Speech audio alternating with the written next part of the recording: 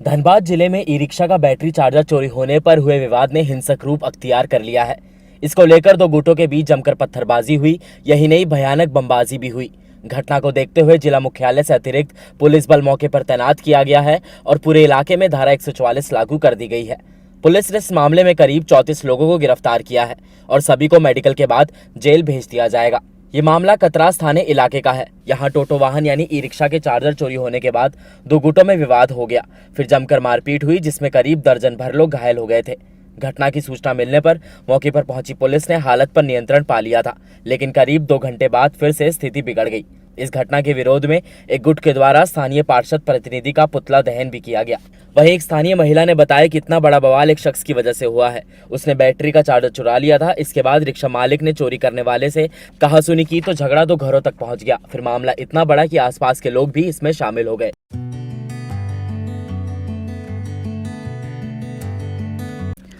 प्रधानमंत्री नरेंद्र मोदी और केंद्रीय सहकारिता मंत्री अमित शाह ने दिल्ली में 17वीं भारतीय सहकारी कांग्रेस का उद्घाटन किया।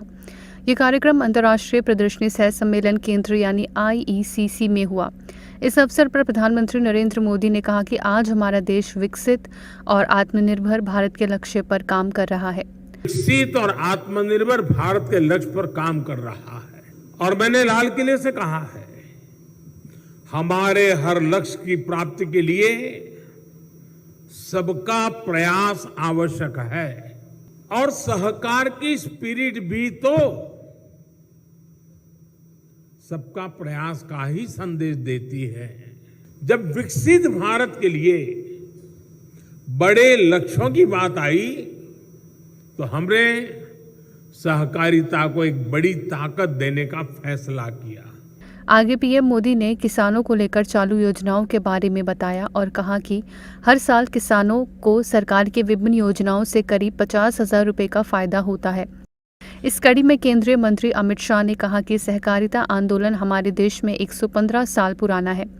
आज़ादी के बाद से सहकारिता क्षेत्र के कार्यकर्ताओं की ये प्रमुख मांग थी कि सहकारिता मंत्रालय को अलग बना दिया गया। ढेर सारे इनिशिएटिव सहकारिता के क्षेत्र में लिए हैं।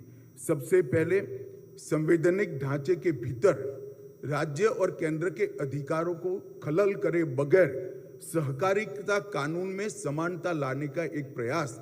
बता दें, अब केंद्र सरकार ने मिशन पाम ऑयल शुरू किया है। इसके तहत तिलहन की फसलों को बढ़ावा दिया जा रहा है, जिससे देश में खाने के तेल के आयात पर खर्च होने वाली बड़ी रकम किसानों के पास पहुंच सके। देश के सहकारिता संस्थाएं इस मिशन की बागडोर थाम रही हैं ताकि भारत जल्द ही खाद्य तेल के मामले में आत्मनिर्भर बन जाए।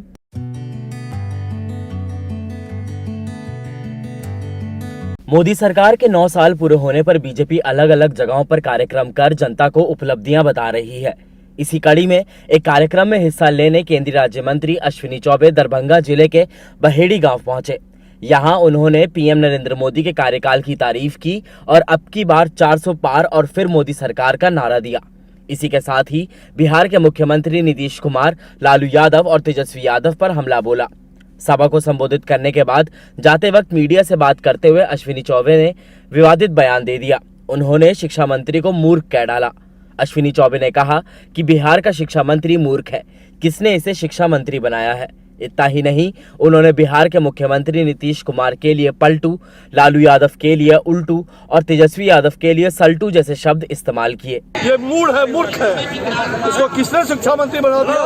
ये सल्टू राम, ये जनता सलट लेगी और पूरी तरह से इनके बारात में कोई दुल्हा ही नहीं है तो बारात किसकी होगी? जिस घोषणा को करना चाहिए ये मुंगेरी लाल का हसीन सपना ही रह जाएगा और मोदी जी देश के प्रधान सेवक उतना ही नहीं, अब की बार 400 पार फिर मोदी सरकार। उधर बीजेपी नेता रविशंकर प्रसाद ने भी नीतीश सरकार पर हमला बोला। नीतीश बाबू, आपके 18 साल के इस लंबे कालखंड में बिहार में कोई भी प्राइवेट यूनिवर्सिटी क्यों नहीं आई? कोई भी प्राइवेट इंजीनियरिंग कॉलेज क्यों नहीं आया? कोई भी प्राइवेट मेडिकल कॉलेज क्यों नहीं आया? क्योंकि बाहर के लोग जानते हैं कि यहां शिक्षा से खिलवाड़ होता है और माफिया उसको मैनेज करते हैं। आपको बता दें कि इन दिनों बिहार की राजनीति में सियासी हलचल काफी तेज हो गई है, जहां एक तरफ बिहार के मुख्यमंत्री नीतीश कुमार विपक्षी दलों को एकजुट करने में लगे हैं, तो दूसरी ओर बीजेपी सरकार लगातार नीतीश सरकार पर हमला बोल रही है।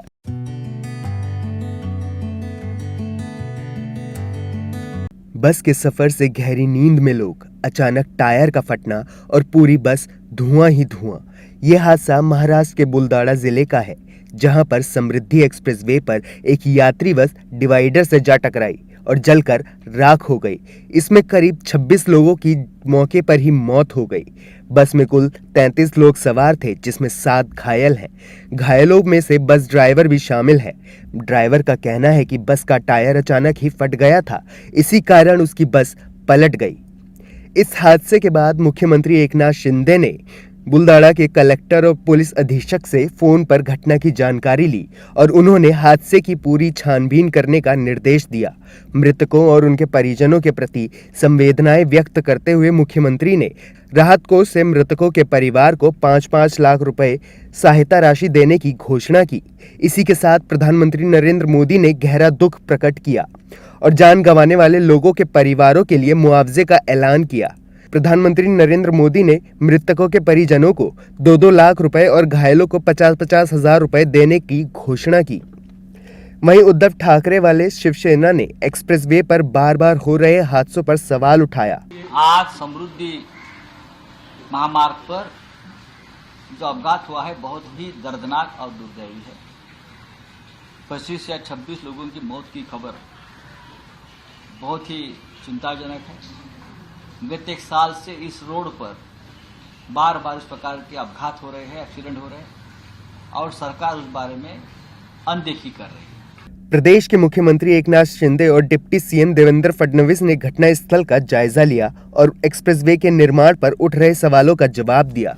समृद्धि का कंस्ट्रक्शन तो बिल्कुल सेफ है, उसमें कंस्ट्रक्शन में कोई प्रॉब्लम नहीं है, क्योंकि अभी तक जितनी घटनाएं हुई है इस किसी भी घटना में रोड के कंस्ट्रक्शन का प्रॉब्लम सामने नहीं आया है। कई ह्यूमन एरर आया है, कई व्हीकल एरर सामने आया है, तो इसलिए रोड कंस्ट्रक्शन पर इस प्रकार से बोलना तो ठीक नहीं है। लेकिन मैं इतना ज़रूर कहूँगा कि अभी हम लोग वहाँ पर स्मार्ट सिस्टम लगा रहे हैं, कैमरेज के माध्यम से उसका मॉनिटरिंग भी हम लोग कर रहे हैं और ऐसी भी सिस्टम लगा रहे हैं कि हम लोग जो भी डिजायर्ड जो स्पीड है उससे ज़्यादा स्पीड से जो लोग चल रहे हैं उनको अलर्ट दे सके, उनको हम रोक सके, उनको इंटरसेप्ट कर सके, ऐसी चीजें भी इस स्मार्ट सिस्टम में हम लोग लगा रहे हैं। फिलहाल हादसे की जगह पर राहत बचाव कार्य जारी है।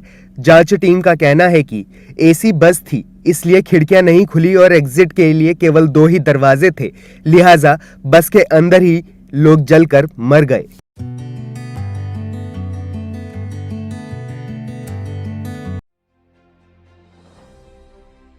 तमिलनाडु के राज्यपाल आर.एन. रवि ने राज्य मंत्री वी सेंथिल बालाजी के बर्खास्तगी आदेश को फिलहाल स्थगित रखने का फैसला किया है और मुख्यमंत्री एम.के. स्टैलिन को इसके बारे में जानकारी दी है। दरअसल देर शाम मुख्यमंत्री को भेजे पत्र में राज्यपाल ने कहा कि वो इस बारे में अटॉर्नी जनरल से कानूनी राय लेंगे।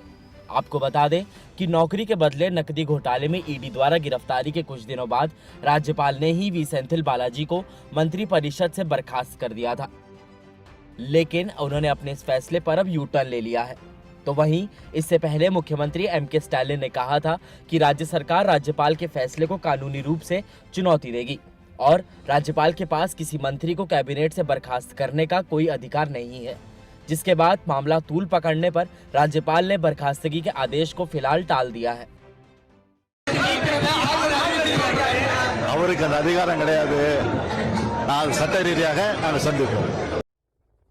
उधर इस मुद्दे पर तमिलनाडु बीजेपी के उपाध्यक्ष नारायण तिरुपति ने कहा कि नेता सेंथिल बालाजी के मंत्रिपरिषद से बर्खास्त करके राज्यपाल आर.एन. रवि ने नैतिक रूप से सही निर्णय लिया है। राज्यपाल को बर्खास्त करने का पूरा अधिकार है क्योंकि वो मंत्रियों की नियुक्ति करते हैं। The governor is the constitutional head of the state. He has got every right to dismiss because he appoints the ministers. Mr. Senthil Balaji was appointed by the governor and he is dismissed. He has given the reasons as to why he was dismissed. In spite of the Supreme Court's order, judgment, the government has not constituted the team, special investigation team, which was ordered by the Supreme Court, and definitely the governor, morally, legally, has taken a right decision and he has dismissed Mr. Senthil Balaji. People may say that you don't have any precedents. Let everyone keep this as a precedence. Nothing wrong. Mr. Stalin says that he will go to the court. Yes, you have the right to go to court. No problem. Please go. It will be discussed. Mr. Ravi definitely would have consulted everyone. He knows law. Definitely. No problem at all. इस बीच Tamil Nadu BJP chief के अन्नामलाई ने मंत्री we Senthil Balaji के बर्खास्तगी को स्थगित करने के फैसले पर तमिलनाडु के मुख्यमंत्री और वी सेंथिल पर निशाना साधा है। The whole of Tamil Nadu knows Mr. Senthil Balaji is a corrupt minister. The whole of Tamil Nadu knows he continuing in the cabinet is definitely not the right thing. The whole of Tamil Nadu expects the Chief Minister of Tamil Nadu to remove Mr. Senthil Balaji from the cabinet. It is the bounden duty of Chief Minister of Tamil Nadu to keep his cabinet neat and clean, which is not doing it. So now the question of whether the governor has got powers or no powers, we don't want to get into that. Since the governor has chosen to go to the Attorney General and take his opinion and get back to us, so BJP Tamil Nadu, we choose to reserve our comment on this particular issue. So what we are trying to do is bringing out what Mr. M.K. Stalin ji has spoken at different points of time and what Supreme Court has given judgments at different points of time. गौरतलब है कि 57 साल के बालाजी की 14 जून को गिरफ्तारी के बाद सरकार ने उन्हें मंत्रिमंडल में बरकरार रखा। हालांकि उनके पास कोई विभाग नहीं है। उनके विभागों में वित्त मंत्री थंगम थेरानरासु को बिजली विभाग और आवासीय मंत्री मुथुस्वामी को आबकारी विभाग सौंप दिया गया है। वहीं चेन्नई सत्र न्यायालय के प्रधान न्यायाधीश एस अली ने मंत्री सेंथिल बालाजी की न्यायिक हिरासत 12 जुलाई तक बढ़ाने का आदेश दिया था। Subscribe now and press the bell icon. Never miss an update.